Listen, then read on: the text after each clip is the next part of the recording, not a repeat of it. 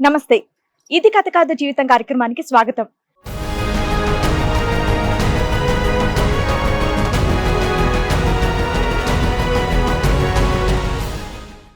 అగ్నిసాక్షిగా తాళి కట్టిన భర్త విచిత్రంగా ప్రవర్తిస్తున్నాడు అని అంటోంది సుజాత. నాకొచ్చిన కష్టం ఏ ఆడపిల్లకు కూడా రాకూడదని చెప్పేసి కోరుకుంటోంది. అసలు తనకు వచ్చినటువంటి కష్టం ఏంటి, ఎలాంటి న్యాయం కావాలని కోరుకుంటుందో అడిగి తెలుసుకుందాం. నా పెళ్ళై 21 సంవత్సరాలు అవుతుంది. అంటే ఇంట్లోకి వెళ్ళిపోవడం స్టార్ట్ చేస్తుండే మేడం. పెళ్ళైనాక 15 రోజులకి ఇట్లా 15 రోజులు వారం రోజులు ఇంట్లోకి వెళ్ళిపోతుండే మేడం. ఎక్కడికి వెళ్తుండే అంటే చెప్పకపోతుండే. ట్రాన్స్జెండర్ గా మారిండు మేడం.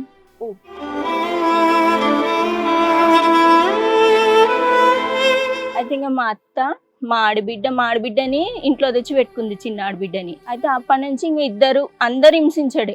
ఇక అప్పటి నుంచి స్టార్ట్ అయింది ఆయన వెళ్ళిపోవడం. వారం రోజులు, నెల రోజులు ఇట్లా.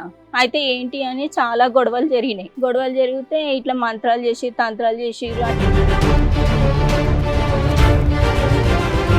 అయితే అప్పటి నుంచి ఇంక అందరు హింసించడే. నీ గుడ్డి దానివి, నీ ఇట్లా ఇది చేసినావు అని, లైట్లు లేకుండా పని చేయాలా, చాలా టార్చర్ చేసిర్రు మేడం. అయితే సరే అని ఆ తర్వాత 6 నెలల కడుపు వచ్చింది మేడం, అమ్మోళ్ళ ఇంటి కాడ ఉన్నప్పుడు. అయితే మళ్ళీ తీసుకెళ్ళినాక ఆ బాబు చనిపోయిండు డెలివరీ అప్పుడు.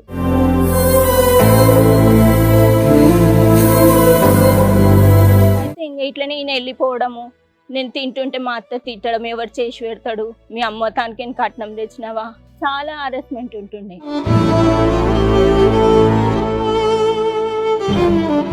అన్ని సందర్భాల్లో బయటకు వెళ్ళిపోతున్న వ్యక్తి ఎక్కడికి వెళ్తున్నాడు అనేది ఎవరైనా ఫాలో అయ్యి కనుక్కోవటం కానీ, ఎవరి ద్వారా తెలుసుకోవటం కానీ ఎప్పుడైనా జరిగిందా?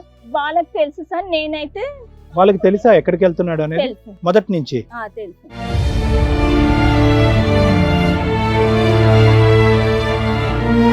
మీరు తర్వాత పెళ్లి అయిన తర్వాత అడుగుతారు కదా, ఏంటి అత్తమ్మ పదే పదే పోతున్నాడు, ఎక్కడ పోతున్నాడు నా భర్త అని అడిగితే ఏమని చెప్తారు? అడిగితే మంత్రాలు చేసిర్రు ఆయనకి, ఇంట్లో నిలబడబుద్ధి అయితే లేదంట. ఎందుకు ఇట్లా తగ్గుతలేదని కోరంటీ హాస్పిటల్కి వెళ్ళాము. వెళ్తే అక్కడ ఈయనకి ఎయిడ్స్ టెస్ట్ చేసిర్రు. టెస్ట్ చేస్తే ఆయన ఏం చెప్పిండంటే, ఇగో ఈమెకి ఫస్ట్ కొడుకు పుట్టి చనిపోయిండు, అప్పుడు బ్లడ్ ఎక్కిచ్చిర్రు, ఈమె వల్లనే వచ్చిందని, నా వల్ల వచ్చిందని డాక్టర్కి చెప్పిండు.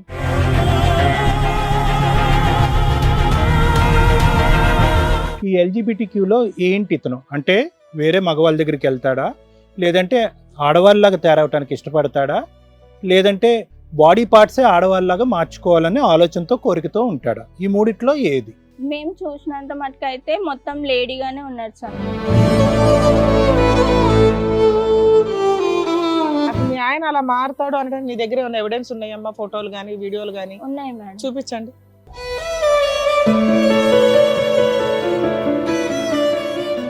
ఏం చేస్తాడు ఇలా రెడీ అయ్యి? నాకైతే అడుక్కుంటానని చెప్పాడు. కాకపోతే ఆయనకు దేవుడు వస్తాడని, అంటే మాకు బయట తెలిసింది దేవుడు వస్తాడు. ఇలా డ్రెస్ లోనే ఉంటాడా? చీరనే కట్టుకుంటాడు.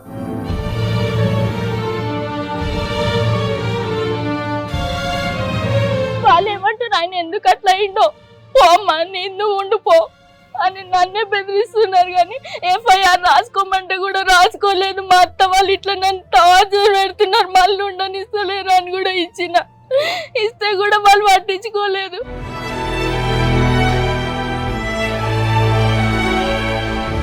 నాలుగు నెలల నుంచి మాకు తిండి లేదు, ఏమీ లేదు, పనులు లేవు అక్కడ నేను చేసుకోవడానికి.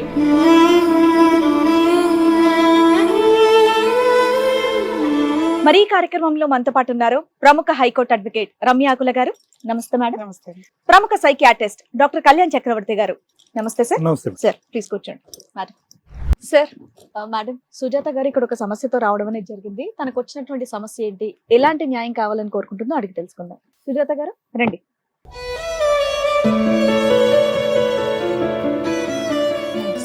నమస్తే అండి, కూర్చోండి. అమ్మా చెప్పండి, ఏంటి ప్రాబ్లం? నా పేరు సుజాత మేడం. నా పెళ్ళై 21 సంవత్సరాలు అవుతుంది. నా భర్త మీరు ఎక్కడి నుంచి వస్తున్నారు? జైల్పల్లి ఆరంగడ్ సైడ్ నుంచి. ఆరంగడ్ జైల్పల్లి సైడ్. ఏం చేస్తూ ఉంటారు మీరు? హౌస్ వైఫేనా? ప్రస్తుతానికి ఇప్పుడు ఖాళీగానే ఉంటున్నాను. ఇంట్లో ఏదో ఒక పని అంటే కంపెనీలలో అట్లా పని పనికి చేసుకుంటా. వెళ్తారు. ఆ. ఓకే, చెప్పండి అమ్మా, మీ సమస్య ఏంటి? నాకు 21 సంవత్సరం పెళ్ళయింది మేడం. అయితే పెళ్ళైనాక ఒక 15 రోజులు మమ్మీ వాళ్ళకి పోవడం తిరగడం ఉంటది కదా పెళ్ళైన తర్వాత. అప్పుడు మంచిగానే ఉన్నాడు. ఆషాఢం అని వచ్చింది. నా మీకు పెళ్ళైన పెళ్ళై 21 ఏళ్ళు అయింది. దాని స్టార్టింగ్ పెళ్ళి అప్పటిదే చెప్తున్నారా ఇప్పుడు మీరు? పిల్లలు ఉన్నారా మీకు? 2 ఉన్నారు మేడం. నా భర్త ట్రాన్స్జెండర్ గా మారిండు మేడం.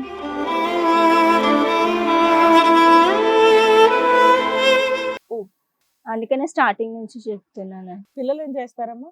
ఒకడే బాబు చదువుకుంటుంది, 2nd ఇయర్. మీ ఆయన ఏం చేస్తారు? మా ఆయన ఇప్పుడు ఆయన ట్రాన్స్జెండర్ గా మారిండు. మామూలుగా పని ఏం చేసేవాళ్ళు? మామూలుగా పెళ్ళైనప్పుడు అయితే ఆయిల్ షాప్ లో పనిచేసేవాడు అబ్దుల్ గంజిలో. అయితే ఇంకా ఎప్పటి నుంచి అలా మారాడు అనుకుంటున్నారు మీరు? అయితే మా పెళ్ళైనాక ఒక బాబు పుట్టిండు 1 సంవత్సరానికి. తర్వాత మళ్ళా ఇంకొక అంటే ఇంట్లోకి వెళ్ళిపోవడం స్టార్ట్ చేస్తుండే మేడం పెళ్ళైనాక 15 రోజులకి. 15 రోజుల దాకా ఉండి ఇట్లా 15 రోజులు వారం రోజులు ఇంట్లోకి వెళ్ళిపోతుండే మేడం. ఎక్కడికి వెళ్తుండే అంటే చెప్పకపోతుండే. ఏదో మంత్రాలు చేసి డెలివరీకి వెళ్ళిన తర్వాత డెలివరీ కూడా కాదు, ప్రెగ్నెన్సీ అని. ప్రెగ్నెన్సీ కూడా కాదు, మామూలుగా పెళ్ళైన కొత్తలోనే పెళ్ళైన కొత్తలోనే 15 రోజులు బయటికి వెళ్ళిపోయేవాడు, 15 రోజులు ఇంటికి ఇంట్లో వచ్చేవాడు. ఉండేవాడు. ఓకే. అయితే అట్లా మా మమ్మీ వాళ్ళ ఇంటికి పెళ్లి తంతు అని తిరగడం ఉంటది కదా. అవును. అయితే ఆషాఢం అని వచ్చింది, నెల రోజులు పెళ్లి ఉన్నాను అక్కడ. ఉమ్. అప్పుడు కూడా ఆయన అక్కడ ఉన్నాడు. మళ్ళీ ఆషాఢం అయిపోయినాక తీసుకెళ్తారు కదా, తీసుకెళ్ళినప్పుడు మాత్రం ఇంటికి రాలేదు. ఇక ఓకే. అప్పటి నుంచి స్టార్ట్ అయింది ఆయన వెళ్ళిపోవడం, వారం రోజులు నెల రోజులు ఇట్లా. అయితే ఏంటి అని చాలా గొడవలు జరిగినాయి. ఉమ్. గొడవలు జరిగితే ఇట్లా మంత్రాలు చేసి తంత్రాలు చేసిర్రు. అంటే నాకు కొంచెం సైడ్ ప్రాబ్లం ఉంది మేడం, కొద్దిగా దూరంది చిన్నది కనిపించదు. ఓకే. అయితే ఇంకా మా అత్త మా ఆడబిడ్డని ఇంట్లో తెచ్చి పెట్టుకుంది, చిన్న ఆడబిడ్డని. ఉమ్. అయితే అప్పటి నుంచి ఇంకా అందరు హింసించడే, నీ గుడ్డి దానివి, నీ ఇట్లా ఇది చేసినావు అని, లైట్లు లేకుండా పని చేయాలా, చాలా టార్చర్ చేసిర్రు మేడం. మీకు అలా ఉన్నప్పుడే సంబంధం చూసుకున్నారా? తెలిసే చేసుకున్నారు కదా మరి. అంటే వాళ్ళకి మేము నేను ఓన్ గా పని చేసుకునేదాన్ని పెళ్లి మీరు కాకముందు కూడా. చెప్పరా? మీకు కొంచెం లైట్ గా సైట్ ఉంది అనేది చెప్పండి. తెలుసు, వాళ్ళకు ముందే తెలుసు. తెలియటం వేరు, చెప్పడం వేరు. చెప్పలేదు మేము. మీరు చెప్పాల చెప్పలేదు. తర్వాత వాళ్ళకి తెలిసింది, తెలిసింది. హెరాస్మెంట్ లో స్టార్ట్ అయింది. ఆ. సరే, సైట్ ప్రాబ్లం అంటే ఏంటమ్మా? ఏంటి సైట్ ప్రాబ్లం అంటే? కొంచెం దూరం ఉన్నది అదే ఉంది, కనిపించదు. మనం ఈ గ్లాసెస్ పెట్టుకోవచ్చు కదా, కళ్ళు గ్లాసెస్ మాకు పెట్టుకున్నా గానీ ఇట్లాగే ఉన్నది సార్. మాకు నరాలది రెటినోపతి ఉందా? ఆ. నరం డ్యామేజ్ అయిందా? ఆ. ఇప్పుడు పుట్టినప్పటి నుంచా? పుట్టినప్పటి నుంచి. మరి నీకు అలా క్రమేపీ తగ్గిపోతుందేమోగా. అదే కొంచెం కొంచెం తగ్గుతుంది, అంతా కూడా లేదు మామూలుగా. కాకపోతే వీళ్ళు నన్ను టార్చర్ పెట్టడానికి లైట్ వేసుకోకుండా కానీ మొత్తం జీవితం మొత్తంలో డాక్టర్స్ చూపెట్టుకున్నప్పుడు దీనికి రిపేర్ అంటూ లేదమ్మా, దీనికి సర్జరీ లేదు, ఇది కాలక్రమేణా తగ్గిపోద్దని చెప్పారా? చెప్పారు. మరి అది పెద్ద విషయమే కదా. మరి మీరు అది ముందే చెప్పాలేమో కదా వాళ్ళకి. నార్మల్ గా కనిపించకుండా ఉండటానికి దగ్గర చూపు దూరం చూపు అనేది మనం వాడతాము, ఆ. అది వేరే విషయం. దాని గురించి చెప్పినా చెప్పకపోయినా అది పెద్ద విషయం కాదు. అంటే నా అంతలో నేను పని చేసుకుంటాను, బతుకుతున్నాను కదా అన్నట్టు మేము కూడా. పెళ్ళైనప్పుడు ఎలా ఉందో ఇప్పటికీ అలాగే ఉందా? మీకు పెరగడం గానీ తగ్గడం గానీ ఏమన్నా ఉందా? అంటే చిన్నప్పుడు చాలా ఉండే మేడం, ఇప్పుడు అంత లేదు. ఇప్పుడు బానే కనిపిస్తుంది ఉన్నంతలో. చిన్న అక్షరాలు కొద్దిగా చదువుకున్నాను, ఒక 7th క్లాస్ వరకు చదువుకున్నాము. మీరు ఏమైనా పని చేస్తారమ్మా? ఆ, ఏం పని చేస్తారు? అది ఇట్లా కంపెనీ, చెగోడి కంపెనీ ఏది దొరికితే ఆ కంపెనీలలో పని. పెళ్ళైన కొత్తలో వెళ్ళాడు అట్లా లేట్ గా వచ్చేవాడు, నెల 10 రోజులు అయిపోయింది. అయితే ఇంక ఇట్లనే వెళ్ళిపోతే 2 నెలలు పోతే మా గొడవ చేసి ఇంటికి మా మమ్మీ వాళ్ళు తీసుకెళ్ళిపోయారు. తీసుకెళ్ళిపోయినాక ఒక 6 months ప్రెగ్నెంట్ అని వచ్చింది. అయితే వస్తే అప్పటికి ఆయన నాతో సరిగ్గా మాట్లాడాడు. నేను ఉన్నప్పుడేమో ఇంట్లో ఉంటాడు, అంటే పెళ్ళైన కొత్తలో కలిసినాము. ఆ తర్వాత ఇంట్లో ఉండడు. నేను అమ్మోళ్ళ ఇంటికాడ ఉన్నప్పుడు ఆయన మా అత్తోళ్ళ ఇంటికాడ ఉంటాడు. అయితే అట్లా అని చెప్పి ఈయనకేమైనా వాళ్ళే క్రియేట్ చేసిర్రు, ఈయనకేమైనా ప్రాబ్లం ఉందేమో అని చెప్పేసి ఆ డాక్టర్ దగ్గర కూడా వెళ్ళాము. అయితే ఏం లేదు, మంచిగానే ఉన్నాడు, కొంచెం వీక్ ఉన్నది అని చెప్పారు. అయితే సరే అని ఆ తర్వాత 6 నెలల కడుపు వచ్చింది మేడం అమ్మోళ్ళ ఇంటికాడ ఉన్నప్పుడు. అయితే మళ్ళీ తీసుకెళ్ళినాక ఆ బాబు చనిపోయిండు డెలివరీ అప్పుడు.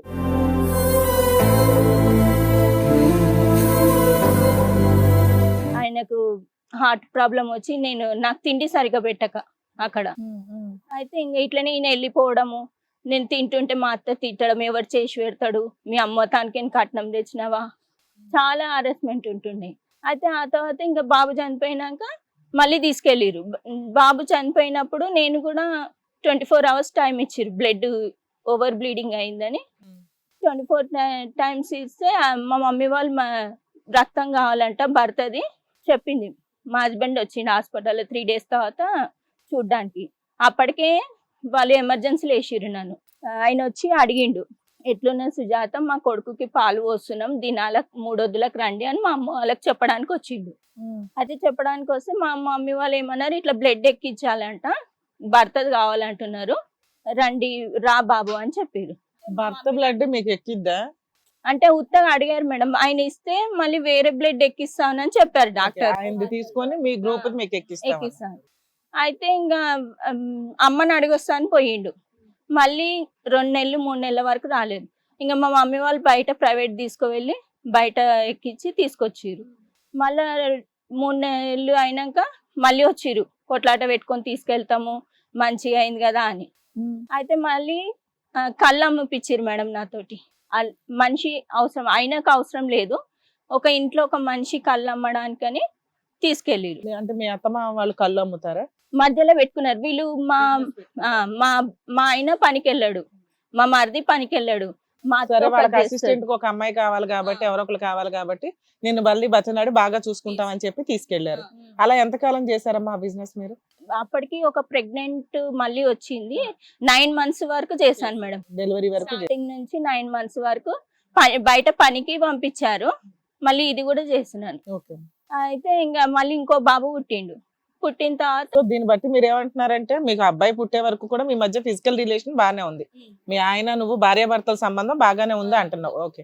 అయితే దాని తర్వాత ఇంకా మళ్ళీ మా కొడుకు ఫస్ట్ బర్త్డే అప్పుడు పెద్ద గొడవ పెట్టుకున్నారు. గొడవ పెట్టుకున్నాక మళ్ళీ ఆయనకు ఏం గొడవ, దేనికి సంబంధించిన గొడవ? ఇట్లనే చీటికి మాటికి మా అత్త ఆడబిడ్డ ఈ పనిలోనే ఇది అయిపోయిందంటే తిట్టడం, అది అయిపోయిందంటే తిట్టడం, ఊరికి ఏదో సాధించడం ఏదో రకం. ఆయన పనికి పోకపోతుండే, మరిది పనికి పోడు, ఇంట్లోకి వెళ్ళకపోతే ఆ కుప్పం అంతా నా మీద తీస్తుండే. అయితే ఆడికైనా సొమ్ములు గిమ్ములు గిరిపెట్టి, మా బాబు ఫస్ట్ బాబు చనిపోయింది కదా, సెకండ్ బాబు పుట్టినప్పుడు ఇట్లా మీకు ఎల్లమ్మలు ఉన్నాయి, ఈయనకు దేవుడు వస్తాడని చెప్పిండు నాకు. ఓకే. అయితే దేవుడు వస్తాడంటే సరే ఇంట్లో దేవుళ్ళు పెట్టుకుంటే మంచిగా అవుతుంది అని చెప్పి నాది 3 తులాల నెక్లెస్ ఇచ్చాను మేడం. ఇస్తే దాంతో మంచి దావత్ చేసిరు, అన్ని చేసి పూజ చేసిరు. నా భర్తనే కదా, నాకు ఉంటాడు కదా ఇస్తే అన్నట్టుగా ఆలోచించి ఇచ్చినాను. ఇంకా అంతా అయిపోయినాక నా కొడుకు 1.5 సంవత్సరం ఉన్నాడు. మళ్ళీ ఇంకా వెళ్ళిపోవడం అట్లనే స్టార్ట్ చేస్తుంటే కూడా కొన్ని రోజులు ఇంట్లోనే పెట్టి మేము బయట పనికి పోతున్నాం, పిల్లగాన్ని పట్టుకో నువ్వు అని. నేను మా అత్త పోతున్నాం, ఇక నువ్వు బయటికి పోతే మళ్ళీ రావు, ఎక్కడ పోతావో తెలియదు అని చెప్పేసి ఇంట్లోనే ఉంచినాం. అన్ని సందర్భాల్లో బయటికి వెళ్ళిపోతున్న వ్యక్తి ఎక్కడికి వెళ్తున్నాడు అనేది ఎవరైనా ఫాలో అయ్యి కనుక్కోవటం గానీ, ఎవరి ద్వారా తెలుసుకోవటం గానీ ఎప్పుడైనా జరిగిందా? వాళ్ళకి తెలుసు సార్, నేనైతే వాళ్ళకి తెలుసా ఎక్కడికి వెళ్తున్నాడు అనేది? తెలుసు మొదటి నుంచి తెలుసు కానీ మా ముంగట మాట్లాడలేదు, మా అమ్మ నాన్నకు చెప్పలేదు. వాళ్ళు చెప్పలేదులే, కానీ మీరు తర్వాత పెళ్లి అయిన తర్వాత అడుగుతారు కదా, ఏంటి అత్తమ్మ పదే పదే పోతున్నాడు, ఎక్కడ పోతున్నాడు నా భర్త అని అడిగితే ఏమని చెప్తారు? అడిగితే మంత్రాలు చేసిరు, ఆయనకి ఇంట్లో నిలబడ బుద్ధి అయితే లేదంట. వాళ్ళు చెప్పింది నువ్వు నమ్మావు? ఇక మేము నమ్మవలసి వచ్చింది, నేను ఒక పిచ్చిగా నమ్మిన. మనిషి ప్రవర్తన ఎలా ఉండేదమ్మా? అంటే వేసుకునేటటువంటి బట్టలు గాని, నడవడికి గాని, మాటలు గాని అప్పుడు ఏమన్నా తేడా ఉండేదా? లేదు. అయితే ఇంకా మా కొడుకు బర్త్డే అయినాక ఇంకా ఇట్లనే ఇది ఫీవర్ వచ్చింది మేడం, చాలా ఒక 1 వారం రోజులు అట్లా వచ్చింది మా ఆయనకి. అయితే వస్తే ఎందుకు ఇట్లా తగ్గుతలేదని కోరంటీ హాస్పిటల్కి వెళ్ళాము. వెళ్తే అక్కడ ఈయనకి ఎయిడ్స్ టెస్ట్ చేసిర్రు.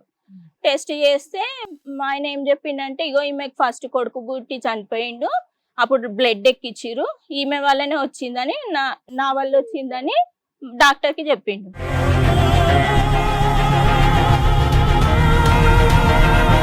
అయితే డాక్టర్ వచ్చి నాది టెస్ట్ చేసుకుని మా బాబుది కూడా టెస్ట్ చేసిర్రు, 1.5 సంవత్సరం ఉండే. అయితే ఆయన చెప్పిండు, ఏడవకమ్మ నీ దాంట్లో ఏం లేదు, ఆయనకే ఇప్పుడు స్టార్ట్ అవుతుంది అని చెప్పారు.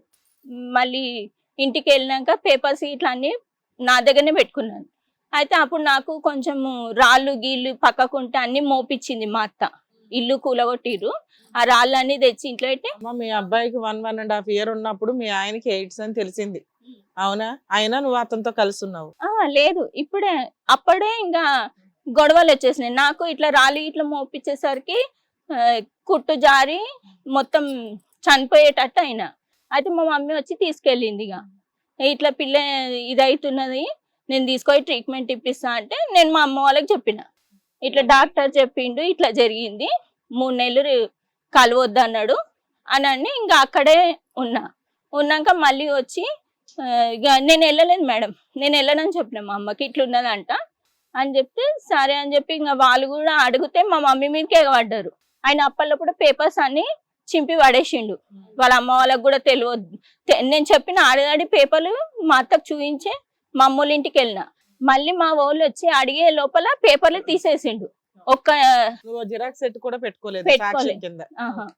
ఎక్కడ పోద్దులేమ్మా, మళ్ళీ టెస్టులు చేస్తే దొరుకుతారు కానీ. అయితే ఇంకా అట్లనే వెళ్ళిపోయినాక మా మామ చనిపోతుండ. ఇంకా డయాగ్నోసిస్ అయిన తర్వాత మీ ఇద్దరి మధ్యన భార్యాభర్తల సంబంధం అలాగే ఉందా, ఆగిందా, లేదంటే ఏమైనా జాగ్రత్తలు పడ్డారా?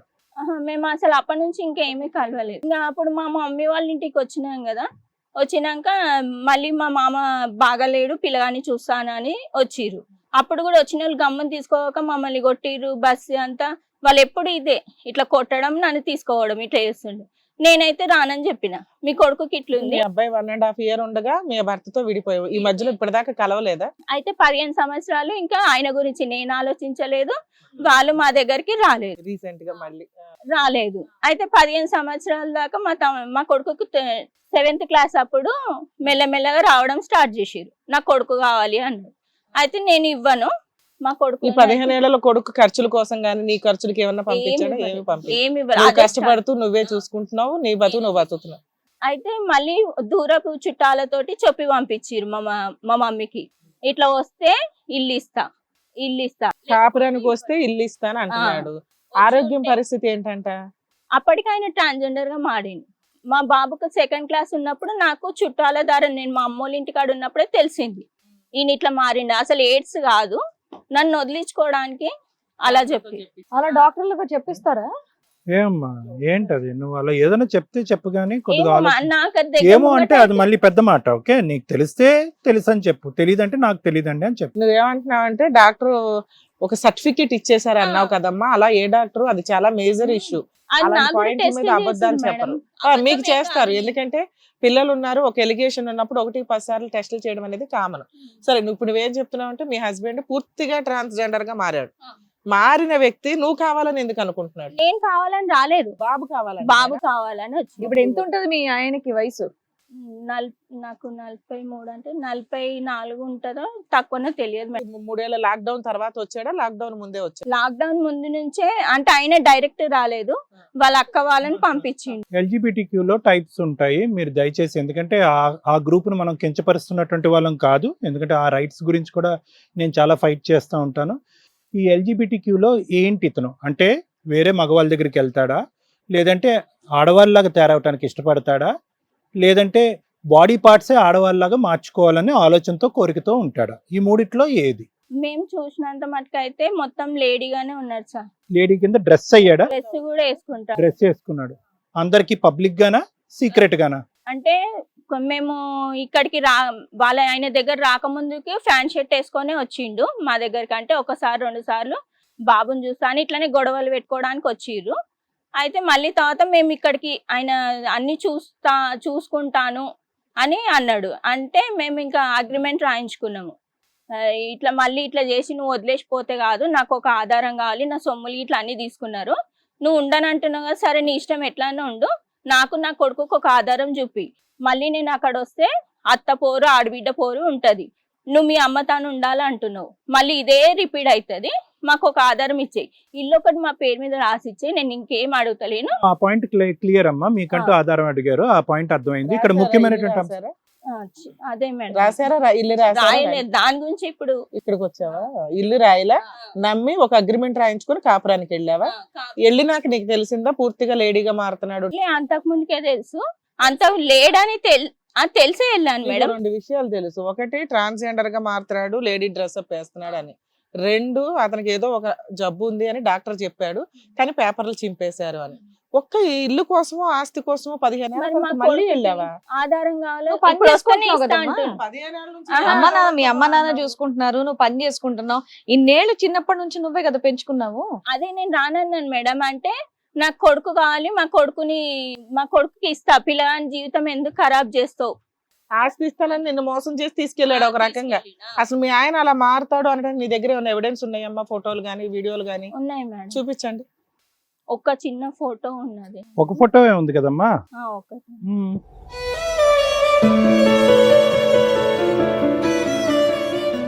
అది కూడా మేము సీక్రెట్ గా తీసుకున్నాం, ఆయన మాకు దిగనివ్వలేదు, తీసుకొనివ్వలేదు. అది అందరికీ తెలుసమ్మా, ఇతను ఇలాగా బట్టలు ఇలా మార్చుకుంటాడు, ఆడవాళ్ళగా రెడీ అవుతాడు అనేది అందరికీ తెలుసు. వాళ్ళ సైడ్ అందరికి తెలుసు, మాకే కొంచెం లేట్ గా తెలుసు. మీ పెళ్లికి ముందు కూడా అతనికి ఇది ఉందా?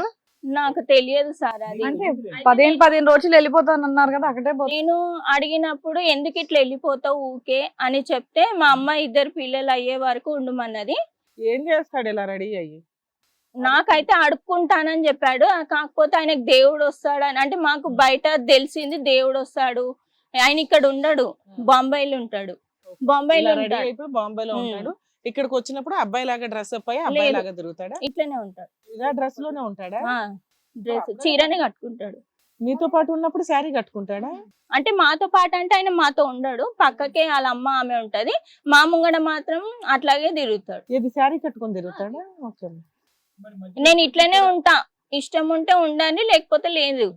కాదమ్మా. మరి ఇప్పుడు తెచ్చుకున్నారు కదా మీ బాబుని, కొడుకు కావాలని చెప్పేసి తెచ్చుకున్నాడు కదా, ఇలా ఉన్నారని తెలిసి నువ్వు ఎలా వచ్చేసావు? మేము అదే చెప్పినాము, పిల్లని ముంగటన్నా మంచిగా ఉండు. అంటే నాకు ఎట్లాగో సైడ్ ప్రాబ్లం, కొంచెం ఏమన్నా వస్తుందేమో, నా సొమ్ములన్నీ తీసుకురు కదా అని ఆశపడ్డాను మేడం. ఆస్తి ఎంత ఉంది? ఆస్తి ఏముంది? బాధపడకమ్మా, చెప్పండి. ఆస్తి ఏముంది? ఆస్తి 2 ఫ్లాట్లు ఉన్నాయి మేడం. అయితే పాత ఇల్లు అమ్మేసి 3 భాగాలు చేసుకున్నారు, వాళ్ళ అమ్మ, వాళ్ళ తమ్ముడు, ఈయన. అయితే వాళ్ళ అమ్మ తమ్ముడు అలాగే తీసుకున్నారు, ఈయన 2 ఫ్లాట్లు తీసుకున్నారు. ఇప్పుడు మేము ఉన్న దాంట్లో తీసుకున్నాక వాళ్ళ అమ్మ ఏం చేసింది, ఒక ఫ్లాట్ ఈయన పేరు మీద రాసిచ్చింది, ఒక ఫ్లాట్ ఆమె పేరు మీద రాయించుకుంది. అయితే ఈయన పేరు మీద ఉన్నది మీనా అని పేరుంది మేడం. అయితే మీనా అని పేరుంటే మా కొడుకు నేను ఎక్కడ చెప్పుకోలేకపోతున్నాం, ఆయన తండ్రి అని ఎట్లా చెప్పుకుంటాం?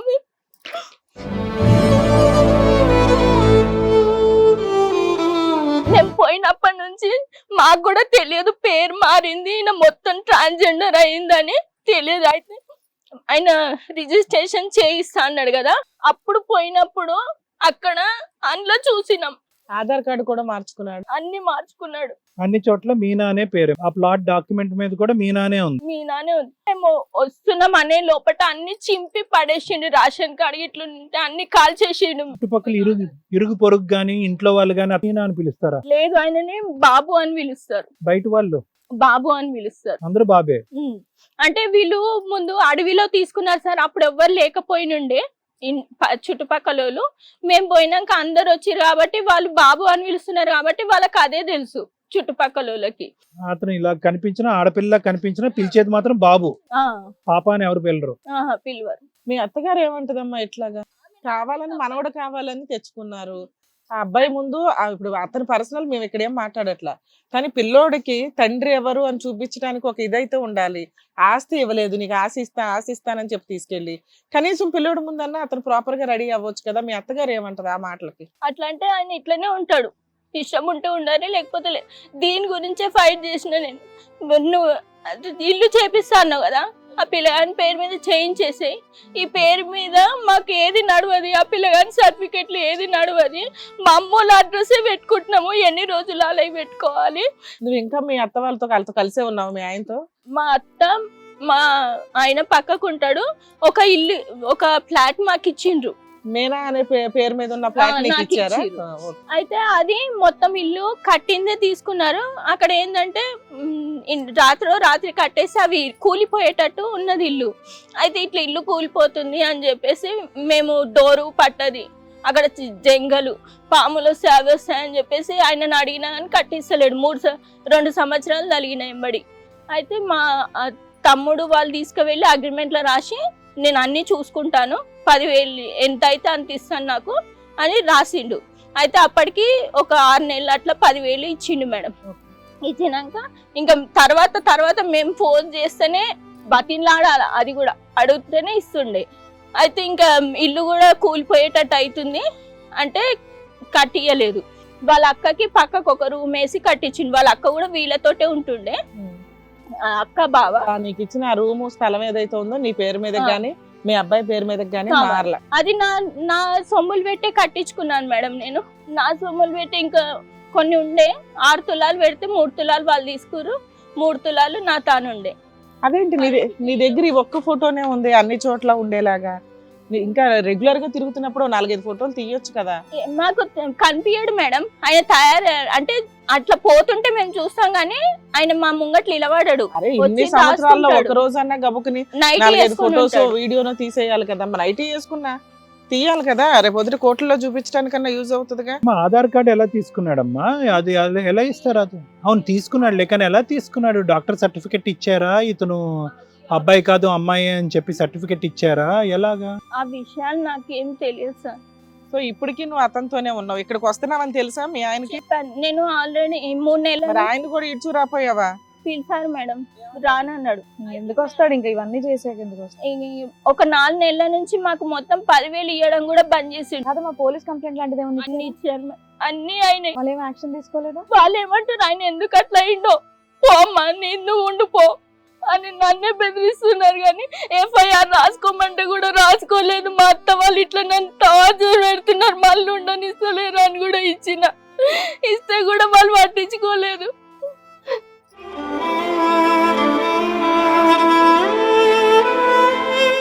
నాలుగు నెలల నుంచి మాకు తిండి లేదు, ఏమీ లేదు, పనులు లేవు అక్కడ నేను చేసుకోవడానికి. ఆ పిల్లగాన్ని చదువు బంద్ అయింది, పనికి పంపిస్తే ఏజ్ లేదని పంపిస్తారు. మా అమ్మ వాళ్ళ బియ్యము కూరగాయలు అవి ఇస్తున్నాడు. అయితే నేను ఇట్లా టీవీకి ఎక్కుతా అంటే చేసుకోపోయి ఏం చేసుకో, ఎవడేం చేస్తాడు నన్ను అని అంటారు. వాళ్ళ అమ్మ వాళ్ళు చెప్పింది ఏదన్నా నేను చెప్పప్పుడు ఎందుకు తెచ్చుకున్నారు మిమ్మల్ని? చక్కగా అమ్మ వాళ్ళ ఇంటి దగ్గర ఉండేవాళ్ళు కదా. అదే అడిగితే నేను రమ్మన్నా అంటే నువ్వు ఇస్తా అంటేనే వచ్చి ఉంటా అంటేనే ఇస్తా అన్నావు కదా, అట్లనే నేను మాట మీద ఉన్నా. మరి నువ్వేం మాట మీద ఉన్నావు? నాకు ఇష్టం లేవంటే ఇయ్యను, ఇప్పుడు నేను ఇల్లు అమ్మేసి 3 భాగాలు చేస్తా అని అంటున్నాడు మేడం. ఆ 3 భాగాలలో ఏమొస్తాయి మాకు? నేను ఖర్చు పెట్టిందే 3 లక్షలు బోర్ వేయించుకున్నా. నీళ్ళకి కొట్లాట చేస్తే మా అత్త వాళ్ళ ఇంట్లో బోర్ ఉంటుంది, బోర్ పట్టించుకోదు. డ్రైనేజ్ పైపులు లేవాడ నీళ్ళకి తిడుతుంది. అయితే నేను అన్ని చేసుకొని రెడీ చేసుకొని ఇల్లు మొత్తం రిపేరింగ్ అంతా కట్టించుకున్నాను. ఇప్పుడు ఇయ్యని అంటున్నాడు, మా పేరు మీద చెయ్యని అంటున్నాడు. పైసలు లేవు, ఇప్పుడు ఇల్లు లేదు, మేము ఎట్లా బతకాలా?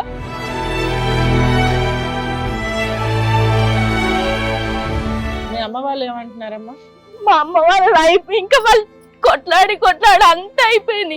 వస్తే వాళ్ళు చుట్టూరుగా ఉండి అన్ని గలీజ్ మాటలు తిడతారు మేడం. వాళ్ళని కూడా అన్ని గలీజ్ తిడతారు, కొట్టనీకనే వస్తారు. అట్లాంటి కొట్టనీకి వస్తారు. నేను 3 సార్లు పోలీస్ స్టేషన్కి వెళ్ళినాను. సరేమ్మా, నీకు తెలివితేటలయితే ఉన్నాయి కదా, కాస్త బ్రెయిన్ ఉందా? 15 ఏళ్ళు దూరంగా ఉన్నావు, నీ కాళ్ళ మీద నువ్వు నిలబడ్డావు, పిల్లోడిని పోషించుకున్నావు. ఒక చిన్న ఇల్లుకి ఆశపడి నువ్వు వెళ్ళి దానికంటే ఎక్కువ రేట్ ఇన్వెస్ట్మెంట్ పెట్టావు. బోరేసి ఇదేసి దాని వాల్యూ 3 లక్షలు అయితే నువ్వు 3 లక్షలు పెట్టావు. దాని మీద నీ పేరు మీదే లేదు. నమ్మించిండు మేడం మస్తు. నీ దగ్గర ఉన్న 3 లక్షలతోటి నువ్వు బయట ఏది కొనుక్కున్నా బోలంటే స్థలం వచ్చేది. నమ్మి పోయినా నిన్న కొడుకుకి తండ్రి నాన్న నుండి ఎవరో ఒకరు అని అనుకునే. ఎన్ని ఇయర్స్ అయింది మేడం మళ్ళీ కలిసి? వీళ్ళు 2021 నుంచి కలిసి ఉన్నారండి, ఇప్పుడు 3 years.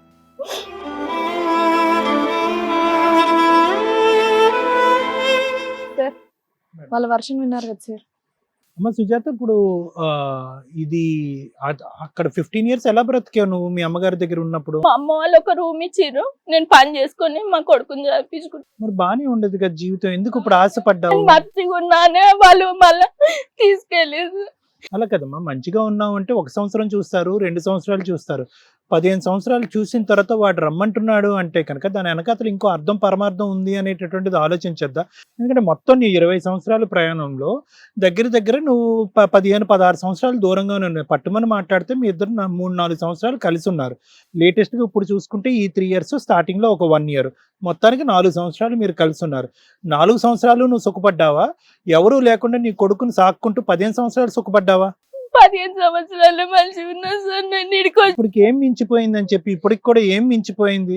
నీ పిల్లల్ని నమ్ముకుని నీ జీవితం మళ్ళీ నువ్వు బ్రతకటానికి ఇప్పుడు ఇక్కడ 1-2 లీగల్ ఇష్యూస్ నేను మాట్లాడట్లేదు.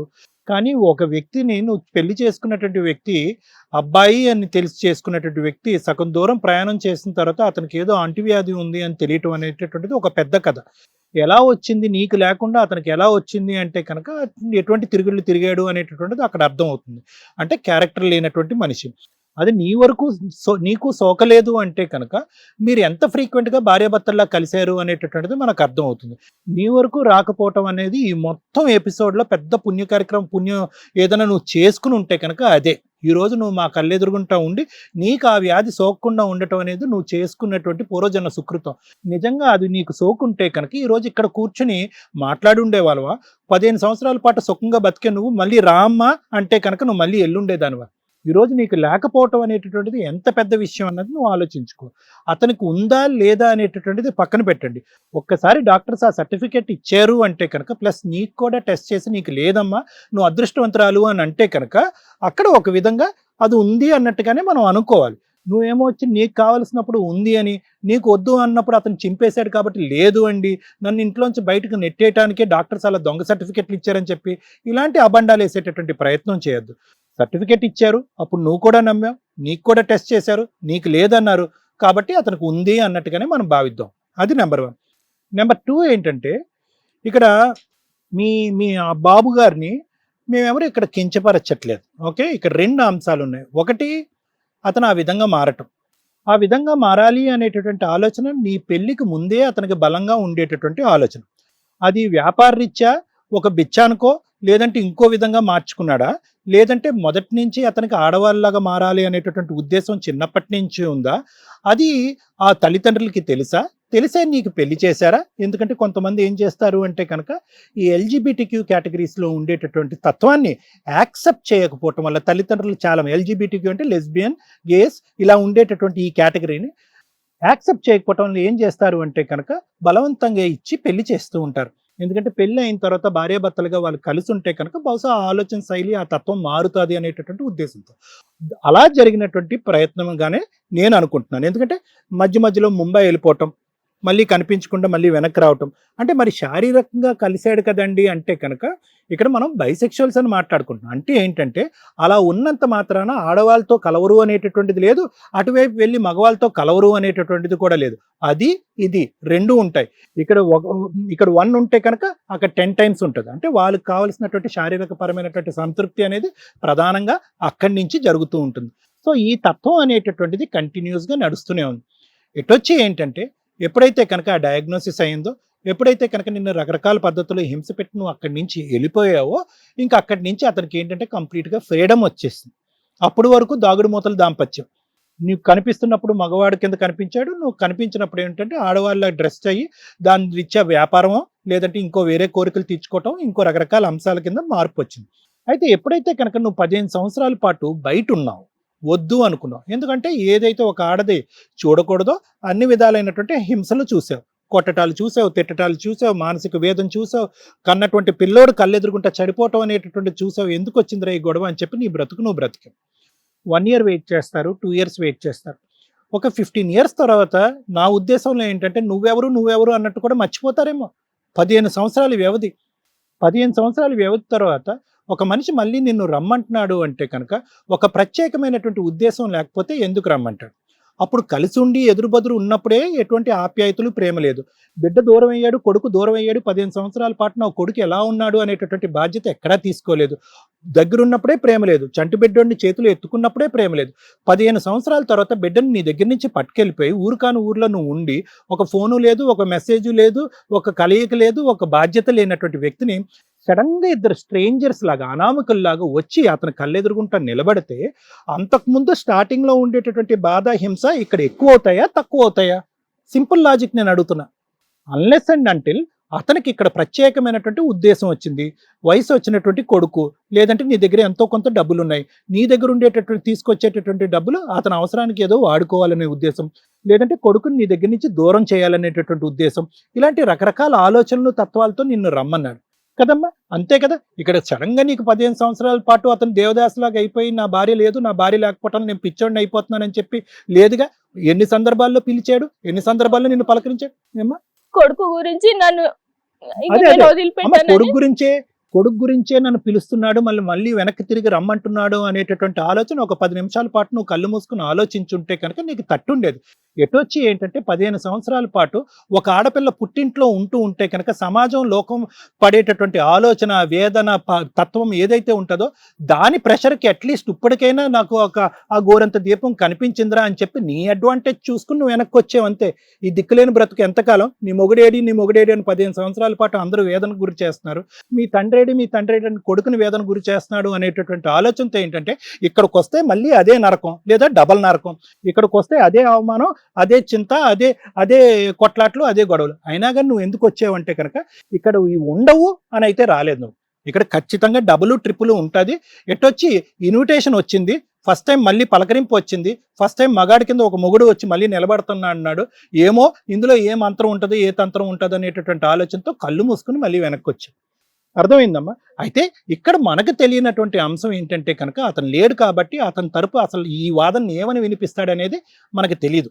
నువ్వు కంటి చూపు గురించి మొదటి నుంచే చెప్పకపోవటం అనేటటువంటి అంశాన్ని వాళ్ళు చాలా కీలకంగా తీసుకున్నారా, దాని వెనకాతలు ఏమన్నా దాన్ని ఇంకో విధంగా చూస్తూ నిన్ను అక్కడి నుంచి హింస మొదలు పెట్టారా అనేటటువంటిది నీ నోటు వెంట వింటాం కాదు, వాళ్ళ నోటు వెంట వింటే కనుక అసలు ఎక్కడ ప్రాబ్లం వచ్చిందనేది మనకు అర్థమవుతుంది. మనిషిని చూడకుండా దొంగ అని మాట్లాడటం. ఇక్కడికి వచ్చిన తర్వాత నువ్వు ఏవైతే ఫోటోలు చూపెట్టావు క్లియర్ కట్గా అతను టోటల్గా మారిపోయాడు. ఎందుకంటే కనుక అతని దగ్గర సర్టిఫికెట్ ఉంది మేడం, ఇది చాలా ఎవిడెంట్. ఎందుకంటే ఆధార్ కార్డు ఉంది, he has got a legal certificate that he is female. అంటే ఇంకా బాబు అనేటటువంటి వ్యక్తి ఆడపిల్ల, ఆడవాడు అనేటటువంటిది, ఆడది అనేటటువంటిది ముద్ర ఇంకా వేశారు. ఎందుకంటే ఆధార్ కార్డు తీసుకున్నాడు అతను ఆ పేరు మీద. నువ్వు ఇక్కడికి వచ్చిన తర్వాత అందరికీ తెలిసే నన్ను మోసం చేశారో లేదంటే ఇంకోటో అనేది కాకుండా ఇప్పటికే ఒక భర్త లేకుండా, ఒక తండ్రి లేకుండా అవమానకరంగా బ్రతికినటువంటి నువ్వు ఇటువంటి వాతావరణం అంటే మళ్ళీ ఆ గ్రూప్ని నేనేం కించపరచట్లేదు. నీకు ఇది ఒక పెద్ద షాక్. ఏ విధంగా అయితే అతనికి ఆ జబ్బు ఉంది అనేటటువంటి ఒక షాక్ ఉందో అప్పుడు వచ్చిందో దానికంటే 10 రెట్లు మించినటువంటి షాక్ ఏంటి ఉందంటే కనుక నా మొగుడు మగాడు కాదు ఆడది అనేటటువంటి అంశం నీకు తెలిసినప్పుడు, నీకు అది నచ్చనప్పుడు, ఆ విధంగా ఆ ఇంట్లో ఉంటూ అవమానకరంగా ఉండేటటువంటి పరిస్థితి ఉన్నప్పుడు నువ్వు చేయవలసినటువంటి తక్షణ కర్తవ్యం ఏంటంటే అక్కడి నుంచి బయటపడటం. తర్వాత ఆస్తుల గురించి, డబ్బుల గురించి జరిగేటటువంటి పోరాటం వల్ల నువ్వేంటంటే పైపచ్చి నీ జోబులో ఉండేటటువంటి 3 లక్షలు అక్కడ ఖర్చు చేసి నువ్వు కంప్లీట్గా సున్నా అయిపోయి దిక్కుతోచనటువంటి పరిస్థితిలో వెనక్కి వెళ్ళాక, ముందుకు వెళ్ళాక, చావలేక, బ్రతకలేక అక్కడే పడు. ఇది నువ్వు చేసుకున్నావు. అంటే ఒక నరకంలోంచి వచ్చి రెండో నరకంలోకి ఎంటర్ అయ్యావు. ఫస్ట్ టైం ఉండేది 1 నరకం, ఇది 1+1 నరకం, 2 నరకాలు. ఇది ఇప్పుడు ఉండేటటువంటి పరిస్థితి ఏంటంటే, అంటే నా ఉద్దేశ ప్రకారం నేను చేస్తున్నాను, అతను అంత ఖచ్చితంగా మారినప్పుడు దాన్ని అవమానించటం కానీ అది కించపడటం ఇది మోసమే. అతని ఉద్దేశం ఏంటి, అతని ఆలోచన ఏంటి, స్త్రీలు కావాలా, మగాళ్ళు కావాలా, ఆడదానికి ఉండాలనుకుంటున్నాడా, మగాడి కింద ఉండాలా అనుకుంటున్నటువంటి ఆలోచన నీ దగ్గర దాచిపెట్టడం. ఎలాగైతే నీ కంటి చూపు గురించి నువ్వు దాచిపెట్టావో అదే వాళ్ళు కూడా అది దాచిపెట్టడం అనేటటువంటిది తప్పు. అది బహుశా చట్ట విరుద్ధం కూడా. అయితే నేననేది ఏంటంటే ఇక్కడ ఇతను ఇప్పుడు అలా ఉండటం అనేటటువంటిది అతని ఫ్రీడమ్, అతని ఆలోచన. దాన్ని మనం ఇప్పుడు ఏం మాట్లాడలేము, ఎందుకంటే అతను కంప్లీట్గా మారిపోయాడు, దానికి ముద్ర వేశారు, సర్టిఫికెట్ ఇచ్చేశారు. ఇప్పుడు అటువంటి వ్యక్తితో ఉండాలా ఉండకూడదా అనేటటువంటి నిర్ణయం మీరు తీసుకోవాలి. ఎందుకంటే అతను అలా ఉండటం ఒక ఎత్తు, నీ జీవితం ఏమి ఇక్కడ బాగుపడలేదు, ఫైనాన్షియల్గా కంప్లీట్గా జీరో అయిపోయింది, బాబు భవిష్యత్తు కాస్త పాడైపోతుంది. ఇటువంటి వాతావరణంలో బాబు పెరగటం అనేటటువంటిది ఎంతవరకు కరెక్ట్?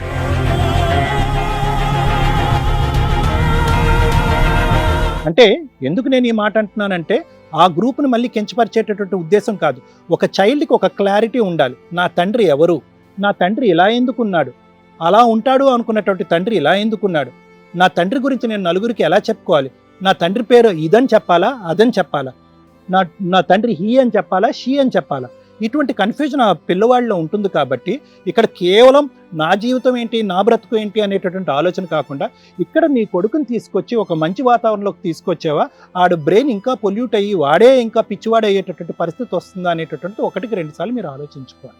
చాలా ఇంపార్టెంట్ అమ్మా. ఆస్తులు, డబ్బులు ఇది సపరేట్ ఇష్యూ. ఎటువంటి వాతావరణంలోకి నువ్వు ఎంటర్ అయ్యో నీతో పాటు అప్పుడు చంటి బిడ్డోడు, వాడు తెలిసి తెలియనటువంటి వాతావరణం, ఇప్పుడు అన్నీ తెలిసినటువంటి వాతావరణం.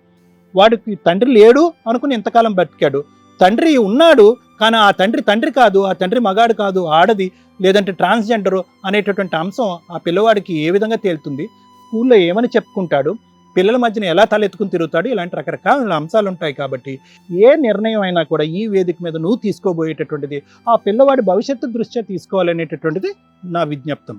Okay, thank you sir. Madam, Sujatha గారు, ఒకసారి మీరు కొంచెం బాధపడకుండా, ఎందుకంటే మీరు లోపల నుంచి ఏడుస్తున్నారు. ఇదేమి ఈ రోజు ఇన్సిడెంట్ కాదు, పెళ్ళైన 1.5 yearకి మీకు తెలిసిన ఇన్సిడెంట్. అర్థమవుతుందా? అతను అసలు మిమ్మల్ని ఎందుకు చేసుకున్నాడు, చేసుకున్న తర్వాత ఇలా ఉన్న వ్యక్తిని కుటుంబం సపోర్ట్ చేస్తుంది, సొసైటీ సపోర్ట్ చేసింది అతనికి. అతను శారీస్ కట్టుకోవడం కానీ, బయటికి వెళ్ళడం కానీ, ఇవన్నీ అప్పటి నుంచే 1.5 year నుంచే చేస్తూ వచ్చాడు. మీ సెకండ్ అబ్బాయి పుట్టిన దగ్గర నుంచి అతను వెళ్తున్నాడు, వేరే చోటుకి వెళ్తున్నాడు అంటే మీరు చెప్తున్న దాని ప్రకారం ఆయనకి ఎవరో దేవత వస్తారు, దేవుడు వస్తారు కాబట్టి అలా మారతాడమ్మా అని ఒక టాపిక్ చెప్పారు. నెక్స్ట్ ఏదో చేతపడలు ఏవో చేసేసారు, దానివల్ల అతను అలా సైకిక్గా ఇదైపోయి అట్లా వెళ్తున్నాడమ్మా అన్నారు. అలా అన్న సందర్భంలో మీకు జరిగిన, మీరు చెప్తున్న హెరాస్మెంట్లు మళ్ళీ పీక్స్లో చెప్తున్నారు. అన్నీ పర్ఫెక్ట్గా ఉన్నప్పుడు మాత్రమే ఆడపడుచులు కానీ, అత్తగారులు కానీ, అత్తమామలు కానీ, హస్బెండ్లు కానీ హెరాస్మెంట్లు జరుగుతూ ఉంటాయి. ఇక్కడ ఎంత మైనస్ పెట్టుకొని, అంటే ఒక లేడీ ఆలోచన విధానం ఉండి ఒక అమ్మాయిని పెళ్లి చేసుకొని ఓ పిల్లాడిని కంటూ అతను బిహేవ్ చేస్తున్న విధానానికి మిమ్మల్ని అంత క్రూయల్గా హెరాస్ చేయడం జరుగుతుందా అనేది నా డౌట్. ఎందుకంటే ఆళ్ళ వైపే పెద్ద గొయ్యి ఉంది. అరే ఈ అమ్మాయి ఏం కేసు ఫైల్ చేస్తుందో, రేపొద్దుట మనం అన్నీ తెలిసి మనం దాచిపెట్టేసాం అమ్మాయి విషయాన్ని, కేసు ఫైల్ చేస్తే మనం జైలుకి వెళ్ళాలి అనే భయం వాళ్ళకి లేదా? ఉంటుంది కదా. అయినా మీరే సర్దుకున్నారు, మీరు వచ్చేసారు, మీరు బయటకు వెళ్ళిపోయారు. అంత క్రూయాలిటీని మీరు తట్టుకున్నానండి, ఆ కష్టాలు పడలేక బయటకు వెళ్ళిపోయానండి అంటే ఈ రెండు మ్యాచ్ అవట్ల. ఇక్కడ శ్రీవాణి గారు, నేను చెప్పాలనుకునే 2 points ఏంటంటే, ఈ రోజున సొసైటీలో చాలా మేజర్ ఇష్యూస్ 2. మనం నిజంగా ట్రాఫిక్లోకి వెళ్తే బెగ్గర్స్ ఒకటి, ఇలా ట్రాన్స్జెండర్స్ డబ్బుల కోసం కార్ల దగ్గర కానీ, బైక్ల మీద కానీ, అసలు కొంతమంది జెంట్స్ని అయితే వీళ్ళు అటాక్ చేసే విధానం చాలా దారుణంగా ఉంటుంది. రీసెంట్గా తెలంగాణ పోలీస్ డిపార్ట్మెంట్ వాళ్ళకి గవర్నమెంట్ గైడ్ లైన్స్ అండి, ఎవరన్నా కానీ వల్గర్ మాటలు మాట్లాడిన ట్రాన్స్జెండర్స్ ఓవర్గా రియాక్ట్ అయ్యి కొంతమంది బట్టలు తీసేస్తూ జెంట్స్ని చాలా ఇబ్బంది పెడుతూ ఉంటారు. సో అట్లా ఎవరైనా హెరాస్ చేస్తే ఇమ్మీడియట్గా కంప్లైంట్ ఫైల్ చేస్తే కనుక లీగల్ యాక్షన్ తీసుకుంటారండి. వాళ్ళందరికీ వార్నింగ్ కూడా జరిగింది. నెక్స్ట్, ఇలాంటి వ్యక్తులు 90% ఫ్రాడ్ పర్సన్సే ఉన్నారు. అంటే ఏ పని చేసుకోకుండా, పనేమి లేకపోతే ఎట్లా మనం ఒక డ్రెస్అప్ అయిపోయి బెగ్గింగ్కి వెళ్తే భయపడి ఇస్తారు. మీకు బెగ్గర్కి ఇచ్చే అమౌంట్ కంటే వీళ్ళకి భయపడి గబుకుని అక్కడ ఆ టైంకి వాళ్ళని వదిలించుకోవాలన్న ఉద్దేశంతో 10 రూపీస్ అనో 20 రూపీస్ అనో అలా ఇస్తూ ఉంటారు. ఒక్కోసారి 100 ఇచ్చేదాకా కూడా వదలరు, గ్రూప్ ఆఫ్ మెంబర్స్ వచ్చి. సో ఇది సొసైటీలో ఎన్విరాన్మెంటల్ డ్యామేజ్ చేసే విధంగా, సేఫ్టీకి డ్యామేజ్గా ఉంది కాబట్టి కొంత సీరియస్ యాక్షన్. రియల్గా ఎవరైతే ట్రాన్స్జెండర్స్ ఉన్నారో వాళ్ళు నిజంగా సఫర్ అవుతున్నారండి. ఇలాంటి ఫ్రాడ్ పర్సన్స్ ఎవరైతే, వీళ్ళ హస్బెండ్ అవునా కదా మనకు తెలియదు కానీ రూల్ ప్రకారం అలా ఫ్రాడ్ పర్సన్స్ వల్ల నిజంగా వాళ్ళు సఫర్ అవుతున్నారు. అందుకని వాళ్ళు ఏంటంటే ఒక రికగ్నైజేషన్ పెట్టుకున్నారు, వాళ్ళ టీంలో జాయిన్ అవ్వాలి, వాళ్ళు డాక్టర్స్ తోటి వెరిఫై చేసుకున్న తర్వాతే వీళ్ళ ఆలోచన విధానంతో ఇలా మారుతున్న డ్రెస్అప్ అవుతున్నారా, లేదా పూర్తిగా వాళ్ళ బాడీలోనే అలాంటి చేంజెస్ ఉన్నాయా. ఇలాంటి వ్యక్తులు వాళ్ళు కొంతకాలం అబ్జర్వ్ చేసిన తర్వాతే వాళ్ళ టీం నుంచి ఆథరైజేషన్ ఇస్తారు. అలా ఉన్న వాళ్ళు పర్ఫెక్ట్ పర్సన్స్ కింద లెక్క. ఇక బెగ్గర్స్ విషయానికి వస్తారా, నిజంగా కోట్లు సంపాదించిన వాళ్ళు ఉన్నారు. బెగ్గింగ్ చేసి తాగుడుకో, డ్రగ్స్కో, వీటికో అలవాటైపోయి అలా ఉండేవాళ్ళు. వాళ్ళకి మనం గవర్నమెంట్ తరపు నుంచి ఎన్ని పథకాలు ఉన్నా కూడా అవి పట్టించుకోరు. నిజంగా బెగ్గర్స్ విషయానికి వస్తే ₹1 దానం చేయడం కంటే వాళ్ళకి ఆ అవసరానికి ఏమన్నా ఫుడ్ డొనేట్ చేయడం బెటర్ ఆప్షన్ అనేది చాలా సందర్భాల్లో మనం వింటూ ఉన్నాం. ఇక ఈయన విషయానికి వస్తే, ఇతను ఆల్రెడీ బాంబే వెళ్ళి ఇక్కడ ఎందుకు ఉండట్లేదు అంటే, ఇక్కడ సరౌండింగ్స్లో ఇతని ఫ్యామిలీ గురించి అందరికీ తెలుసు కాబట్టి అతను వేరే చోటకి వెళ్ళిపోయి అతను బెగ్గింగ్ చేయడమా, లేకపోతే ఇప్పుడు మనం చెప్తున్న విధానంలో బ్లాక్మెయిల్ చేసి వసూలు చేసుకుంటున్నాడా అనేది మనం అక్కడ పెడితే, ఆ తెచ్చిన డబ్బు ఏం చేస్తున్నాడు, ఇంతవరకు ఈవిడికి ఏమి ఇచ్చింది లేదు, పిల్లోడికి ఇచ్చింది లేదు. ఇలాంటి వ్యక్తితో లీగల్ యాక్షన్ తీసుకోవాలే తప్ప 15 ఏళ్ళు బతికేసి 15 ఏళ్ల తర్వాత 2021లో మీరు ఒక అగ్రిమెంట్ చూపించారు. అప్పుడు అతను మీ హస్బెండ్ పేరే రాసుకున్నాడు, అందులో జంటు పేరే రాశాడు. కానీ తర్వాత ఆధార్ కార్డు ఒకటి మీరు చూపిస్తున్నారు, ఆధార్ కార్డులో మేనా రమేష్ యాదవ్ అని పెట్టుకున్నారు. అలా ఒక ఆధార్ కార్డు ఇవ్వడం అనేది జరగదమ్మా, మెడికల్ సర్టిఫికెట్స్ ప్రాపర్గా లేకుండా. అర్థమవుతుందా? ఎందుకంటే మీ హస్బెండ్ని చూడగానే అక్కడ ఆ ఫోటో చూడగానే జనాలకు అర్థమవుతుంది ఇతను ట్రాన్స్జెండర్గా కన్వర్ట్ అయిన వ్యక్తి, ఒక జంటు లేడీగా కన్వర్ట్ అయ్యాడు. కానీ ఆయన డైరెక్ట్ లేడీ కాదు, చూడగానే ఏ వ్యక్తి కన్నా అర్థమవుతుంది, అంత పర్ఫెక్ట్గా ఏమి లేడు, డ్రెస్అప్ అయ్యాడా అని. అక్కడ ఆధార్ కార్డు చూస్తే ఫీమేల్ అని క్లియర్గా ఇచ్చారు. అలా ఇచ్చారు అంటే అది ఒరిజినల్ ఆధార్ కార్డు అన్నా కాకపోవచ్చు. ఈ మధ్య ప్రతి ఆధార్ కార్డు మనం ఊరికే ఏదో యాప్ ఉందమ్మా రెడీ చేసుకుంటున్నారు, కానీ అతను దాన్ని మీకు చూపించిన విధానంలో ప్రింట్ తీసుకొచ్చి ఇచ్చారు. అలా ఒక ఆధార్ కార్డు క్రియేట్ చేసుకున్నాడు అంటే ఖచ్చితంగా అతను మారి పర్మిషన్స్ తెచ్చుకున్నట్టు లెక్క. అలా తెచ్చుకున్న ఆ వ్యక్తి దగ్గరికి ఎవరు వచ్చారు? మీరు వెళ్ళారు. ఎందుకు? ఒక చిన్న ఇంటి కోసం ఆశపడి. నీ జీవితము నీ కొడుకు జీవితం కంటే నీకు ఆ చిన్న ఇల్లు ఇంపార్టెంట్ అయ్యింది. 2, కోర్టుకి వెళ్ళుంటే నువ్వు ఒక్క మెయింటెనెన్స్ కేసు ఫైల్ చేసుంటే ఈ ఇంటికంటే ఎక్కువ మెయింటెనెన్సే వచ్చేది. ఆ వ్యక్తి తండ్రా కాదా అని కోర్టు చూడదమ్మా, కన్నాడా లేదా? కన్నాడు. లీగల్గా కొడుకు కావాలని అతనే వచ్చాడు. కొడుకుని పోషించాల్సిన బాధ్యత అతనికి ఉంది. అర్థమవుతుందా? అతని తర్వాత ఏ రూపంలో కన్వర్ట్ అయినా కూడా రెస్పాన్సిబిలిటీస్ తండ్రిగా అతనికే ఉన్నాయి. పిల్లాడి బర్త్ సర్టిఫికెట్లో కానీ ఎడ్యుకేషన్ సర్టిఫికెట్స్లో కానీ అన్ని తండ్రి పేరు ఇతందే ఉంది కదా. ఇతన్ని ఎలియాస్ మీనా అంటారే తప్ప డైరెక్ట్గా మాడిపోయాడు కాబట్టి నాకు డ్యామేజ్ అయిపోయిందండి లీగల్ సిస్టంలో అనుకోవడానికి లేదు. అతని మీద స్టిల్ మీకు ఇంకా లీగల్ యాక్షన్ తీసుకోవడానికి పూర్తి హక్కులు ఉన్నాయి. మీకు అవి తెలియక విపరీతంగా కంగారు పడిపోతున్నారు. ఎందుకు అంటే పోలీస్ స్టేషన్కి వెళ్ళాం, లీగల్ యాక్షన్ తీసుకోవాలి. ఇంత మైనస్ పెట్టుకొని ఒక కోడలు దొరకడమే ఎక్కువ. అలాంటిది మీ అత్తమామలో మీ ఆడబడుచులు హెరాస్ చేశారంటున్నాం, అది ఇక్కడ మ్యాచ్అప్ అవ్వట్లా. పోలీస్ స్టేషన్స్కి ఇలాంటి కేసులు వెళ్తే చాలా సీరియస్గా తీసుకుంటారమ్మా, అది ఇక్కడ మ్యాచ్అప్ అవ్వట్లేదు. ఎందుకంటే ఎక్కడా కూడా 3 సార్లు పోలీస్ స్టేషన్కి వెళ్ళినా నిన్నే తిడుతున్నారు, మీ అత్తమామ నిన్నే తిడుతున్నారు. నీ వల్ల ఇలా అయిపోయాడు, నువ్వేమి మార్చలేదుగా. ఏమంటే చీర కట్టుకోండి, ఏమంటే నైట్ వేసుకోండి అని నువ్వు ఎప్పుడు అనలేదుగా, ఆయనే వేసుకుని తిరుగుతున్నాడుగా. నెక్స్ట్ రోజు అదే ఇంట్లో ఏదో సందులో నుంచి వెళ్తాడు, వెళ్ళే వ్యక్తిని ఒక వీడియో తీసుకోలేకపోతున్నావు. అవి చాలా ప్లస్ పాయింట్ అయితే మీకు లీగల్గా. మీ లీగల్ హక్కులు తెలుసుకోండి. ఇలా కూర్చొని బాధపడాల్సిన అవసరం రాదు. ఎందుకంటే ఈ స్టేజ్ మీద సెటిల్ చేయడానికి అటువైపు మీ ఆయన లేడు, మేనా లేదు. అర్థమవుతుందా? ఉంటే ఆ ఆస్తి రాసిస్తారా మేడం అంటే ఫుల్ అండ్ ఫైనల్ సెటిల్మెంట్లో అలా జరిగింది. మీ అబ్బాయి మీ ఆయన్ని చూస్తున్నాడా, మాట్లాడుతున్నాడా? ఈ 3 months నుంచి చూస్తా, అసలు ఎక్కువ మాట్లాడాడు. ఖాళీ ఫోన్లోనే పైసలు వేస్తావా. 3 months ముందట డాడీ అనేటోడు, ఈయన పైసలు ఇస్తలేడు, ఇంకా ఈయననే బెదిరిస్తున్నాడు. ఎవరు రమ్మన్నాడు మిమ్మల్ని, నేను తీసుకొచ్చిందా? 3 నెలల క్రితం వరకు కూడా డబ్బులు ఇచ్చాడు, ఇంట్లో కూర్చోబెట్టి 5,000, 2,000, 3,000 అట్లా ఇచ్చేవాడు. ఎంత ఇచ్చేవాడు? 10,000 ఇచ్చేవాడు. సో ఇప్పుడు ఈ 3 నెలల నుంచి నీకు 10,000 ఆగిపోయినాయి. ఇల్లు ఖాళీ చేయమంటున్నారు, లేదా ఇల్లు నీ పేరు మీద రాయట్లేదు. నువ్వు ఆ ఇచ్చిన ఇల్లుని నువ్వు ఇంకో 3 lakhs ఇన్వెస్ట్మెంట్ చేసావు. సో ఇప్పుడు నీ లీగల్ హక్కులు చెప్తాను, ఇంకొకసారి నీ కళ్ళమ్మట కన్నీటి చొక్క రాల్చమాకు. ఎందుకంటే అంత అవసరం ఏం లేదు. నువ్వు ఏదైతే డెసిషన్ తీసుకున్నావో ఆ ఇల్లు నీకు వచ్చింది, మీ ఆయన పేరు మీద ఉన్నంత మాత్రాన్ని నీకు వచ్చిన లాసే లేదు. ఆ ఇల్లు మీ ఆయనది కదా, మీనాది కదా. మీనా నిన్ను ఖాళీ చేయమని బయటికి పంపించడం కుదరదు.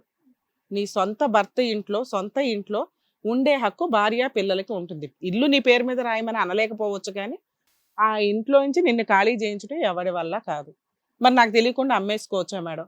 నువ్వు ఆ ఇంట్లో ఉండగా ఎవరు కొన్నా అది చెల్లదు. అర్థమవుతుందా? నీ కేసులో 2, నువ్వు ఏదైతే ఇన్వెస్ట్మెంట్ పెట్టావో నువ్వు పేరు మార్చమని చెప్తున్నావు కదా, పేరు మార్చడానికి నేను చెప్తాను ఒక ఆప్షన్. మీరు లాయర్ని కలిసి ఒక 498 కేసు, క్రిమినల్ కేసు, ఒక DVC కేసు వేయండి. డొమెస్టిక్ వైలెన్స్ కేసులో మెయింటెనెన్స్, ఆ ప్రాపర్టీ మీ పేరు మీదకి మార్చమని, అలాగే ఇలా నీ జీవితం నాశనం చేసినందుకు మీ అత్తమామల్ని, మీ హస్బెండ్ని అందరినీ పనిష్ చేయమని ఒక 3-4 కేసులు మిక్సీలో వేస్తే డొమెస్టిక్ వైలెన్స్ కేసు. ఈ 2 కేసులకి అడ్వకేట్ కూడా అవసరంలా. నీకు నువ్వుగా వెళ్ళి కేసులు వేసుకోలేకపోతే ఒక చిన్న లాయర్ని పెట్టుకోండి. ఆ లాయర్తో నాతో ఒకసారి మాట్లాడించండి, ఏం చేయాలో చెప్తా. లాయర్ని పెట్టుకున్న తర్వాత ఒకవేళ మీకు 498 కేసు అంటే మీరే పోలీస్ స్టేషన్కి వెళ్ళొచ్చు, కంప్లైంట్ ఇవ్వచ్చు. ఈసారి ఎవరైనా SI తీసుకోకపోతే మాకు ఫోన్ చేయించండి, మేము మాట్లాడతాం. అడ్వకేట్ అవసరంలా. అర్థమవుతుందా? అక్కడ పోలీస్ స్టేషన్కి వచ్చినాక మీ ఆయన మీ అత్తమామలో సెటిల్మెంట్కి అడుగుతారమ్మా. అప్పుడు నువ్వు ఈ ఫుల్ అండ్ ఫైనల్ సెటిల్మెంట్ లో ప్రాపర్టీ రాయించుకో, సైలెంట్ గా ఉండు. ఇంకా అతని దగ్గర నుంచి మంత్లీ 10,000 ఏదో వస్తాయిగా, అవి ఇక్కడ నుంచి రెగ్యులర్ గా రావాలి అని అడుగు. ఒప్పుకుంటే వదిలే, లేకపోతే కేసు ఎఫ్ఐఆర్ చేయించేసి తరువాత ఇప్పుడు నేను చెప్పినట్టుగా డీవీసీ కేసు నెలకి 20,000, నీకు 20,000, నీ కొడుకు 20,000 కావాలని మెయింటెనెన్స్ కేసు ఫైల్ చేయండి. ఇప్పుడున్న సుప్రీంకోర్టు గైడ్ లైన్స్ ప్రకారం మెయింటెనెన్స్ చాలా ఎక్కువ ఆర్డర్ అవుతుంది. అర్థమవుతుందా? మీరన్నా 10,000 కాదమ్మా, మినిమం 15,000 నుంచి 20,000 నీకు చేతికి వస్తాయి మంత్లీ. ఆ ఇంట్లో నుంచి నువ్వు ఖాళీ చేయాల్సిన అవసరం లేదు, అసలు వాళ్ళతో మాట్లాడాల్సిన అవసరం లేదు. మీ అబ్బాయి ఏం ఫీల్ అవుతున్నాడా అని మా బాధ ఇక్కడ. ఎందుకంటే సృష్టిలో జరిగిన ఒక తప్పుకి ఇప్పుడు మీ ఆయన్ని మేమేం అనలేం, కానీ ఏ తప్పు చేయని నీ కొడుకు ఏంట్రా బాబు, ఎవడు తండ్రి, ఎవడమ్మ, ఎవడు ఇది అని చెప్పుకోలేని పరిస్థితి. అసలు ఆ సరౌండింగ్స్ లో వాళ్ళ దగ్గర ఉండడం కంటే ఆ ఇల్లు నీ పేరు మీదకి వచ్చినాక అమ్మి పడేసి దయచేసి దూరంగా వెళ్ళండి తల్లి. అలాంటి తండ్రి సరౌండింగ్స్ లో ఉండాల్సిన అవసరం లేదు. మేబీ వాళ్ళిద్దరు బయట కలుసుకుంటే అది వాళ్ళ పర్సనల్ తప్ప, మీరు అది ప్రెజర్ చేసి ఒక ఆస్తి కోసం మీరు కక్కుర్తిపడి వెళ్ళటం వల్ల పిల్లోడికి వేరే ఆప్షన్ లేకుండా పోయింది. అమ్మ ఎలా చెప్తే అలాగే వినాలి కదా. ఈ రోజు మీ ఆయన ఏమంటున్నాడు, మిమ్మల్ని ఎవడు రమ్మన్నాడు అంటున్నాడు. నీకేం చెప్పా, ఏడవద్దని చెప్పానా? మా కొడుకు చాలా బాధపడుతుండు మేడం. నీ వల్ల బాధపడుతున్నాడు, మీ ఆయన వల్ల కాదు. నువ్వు నేనే చేసిన తప్పు నాదే. నువ్వు చిన్న ఇంటి కోసం నువ్వు కక్కుర్తి పడి ఈ రోజున నీ పిల్లోడి మనస్సును అక్కడ తాకట్టు పెట్టావు తెలుసా? నా జీవితం ఖరాబైంది, నా కొడుకు కన్నా ఒక ఆధారం ఉంటుంది అనుకున్నా కానీ నేను ఇంత. అంతకంటే ఎక్కువ నువ్వు సంపాదించేదాను తల్లి. ఒక్క మెయింటెనెన్స్ కేసు వేసుంటే ఆ ఇల్లు రావడమే మీ పేరు మీదకి వచ్చేసేది. ఇప్పుడైనా మీకు ఏం కంగారు లేదు, మీరు బాధపడొద్దు. నేను చెప్పినట్టుగా లీగల్ గా ప్రొసీడ్ అవ్వండి. 100% ఆ ఇల్లు మీ పేరు మీదకి వస్తుంది. దయచేసి నా పర్సనల్ రిక్వెస్ట్, మీరు ఆ సరౌండింగ్స్ లో ఉండొద్దు. ఆ ఇల్లు మీ పేరు మీదకి వచ్చినాక అమ్మి పడేసి వేరే చోట ఉండండి. మీ కాళ్ళ మీద మీరు నిలబడండి. అసలు అతనితో మాట్లాడాల్సిన అవసరం కూడా లేదు. లేడు, విడాకులు వచ్చినాయి అని చెప్పుకో. ఆ అబ్బాయి పెళ్లి చేసేటప్పుడు ఇలా ఉంది అంటే ఒక సంబంధం రావాలి కదమ్మా. ఇంకో 5 ఏళ్ళకో 10 ఏళ్ళకు నీ కొడుకు పెళ్లి చేస్తావుగా. నువ్వు బాధపడి రేపొద్దుట వచ్చే వాళ్ళకు కూడా బాధ పెట్టాలంటే ఎట్లా? అర్థమవుతుందా? మీరు ఇక నుంచి స్ట్రాంగ్ గా ఉండాలి. ఇప్పుడు లీగల్ గా ప్రొసీడ్ అవ్వండి. మీ అడ్వకేట్ తో నన్ను ఒకసారి మాట్లాడిస్తే నేను అన్ని చెప్తాను. సరేనా? ఆల్ ది బెస్ట్ అమ్మా. జాగ్రత్త. జాగ్రత్త సుజాత గారు. డాక్టర్ గారు, మేడం గారు చెప్పినట్టుగా చేయండి అమ్మా. జాగ్రత్త. ఏడవకండి అమ్మా, ఏడవకండి.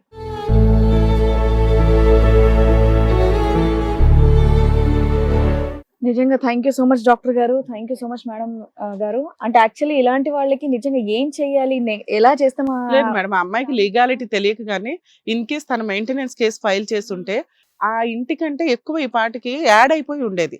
చచ్చినట్టు వాళ్ళ అత్తగారు అయితే దొరికిద్ది కదా, ఆటోమేటిక్ గా మ్యాటర్ సెటిల్మెంట్ అయ్యేది, కొంత అమౌంట్ వచ్చేది. కానీ అదే అంటున్నాను, అలాంటి వాళ్ళకి ఏం చేయాలి అనేది తెలియదు, చుట్టూరా ఉండే వాళ్ళు కూడా చెప్పరు. సో అలాంటి వాళ్ళకి ఈ ప్రోగ్రామ్ వల్ల మీరు అండ్ అలాగే మీరు చెప్పడం వల్ల నిజంగా తెలుస్తుంది. ఇక్కడ వరకు వాళ్ళు ధైర్యం చేసి ముందుకు వస్తున్నారు, వచ్చి వాళ్ళ ప్రాబ్లమ్స్ అనేది సాల్వ్ చేసుకుంటున్నారు. సో డెఫినెట్ గా మీకు ఏదైనా ఇబ్బంది ఉందంటే డెఫినెట్ గా ఇది కథగా జీవితం వేదిక దగ్గర రండి. డాక్టర్ గారు అండ్ అలాగే మేడం గారు ఇచ్చేటటువంటి సలహాలు తీసుకోండి, హ్యాపీగా ఉండండి, ఎవ్వరూ ఇబ్బంది పడొద్దు. ప్లీజ్, ఏ ఇబ్బంది అయినా సరే డెఫినెట్ గా ఇక్కడికి రండి, మీ ప్రాబ్లం అనేది డెఫినెట్ గా సాల్వ్ చేసి పంపిస్తారు ఇక్కడ. Once again thank you so much doctor గారు, thank you so much madam. మరో కథతో మళ్ళీ కలుద్దాం.